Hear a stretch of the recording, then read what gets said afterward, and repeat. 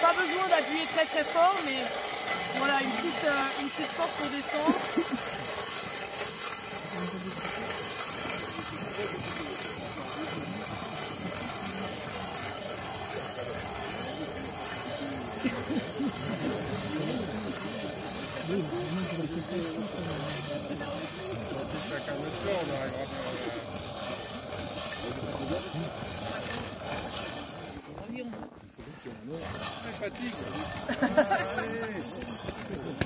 Il n'y a rien dans les bras. Plus vite. Alors Jeanne, c'est moi Oh, les trous, là, Je comprenais pas tout le...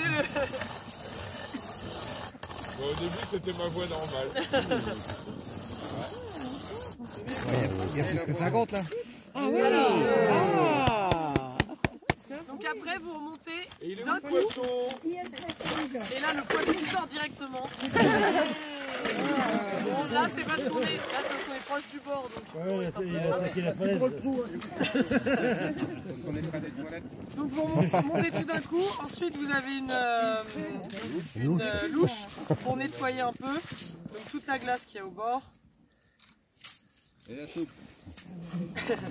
À table. Et donc... oui, donc ensuite vous avez une canne à pêche. Qui est là? Yes, qui est là.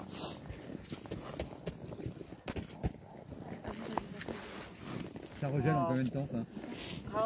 Ça se rebouche, ça dépend du temps. Oui. Là, Ça dépend du poisson que tu attrapes. mais ça prend quelques jours, même pas. Quelques jours. Ah oui. Oh, toute Les petite, cannes à c'est pêche. trop mignon. C'est mon truc, t'es petit. Alors oui, on dirait un peu des cannes à pêche de fête foraine.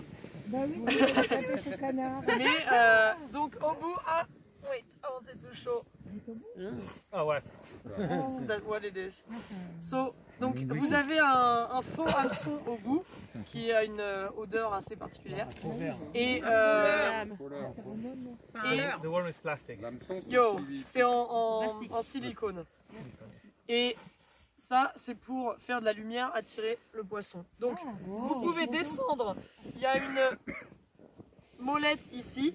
Quand vous appuyez dessus, ça descend tout seul. Vous voyez, ici, ça tourne. Si ça ne marche pas des fois, parce que c'est un peu bloqué, vous pouvez aider, mais toujours avant de tourner, toujours appuyer cette molette. Donc, vous appuyez jusqu'à ce que ça tombe tout au fond. Donc, vous voyez quand il y a du mou. Et après, vous faites juste 2 petits tours maxi pour vraiment que ce soit au plus proche du sol.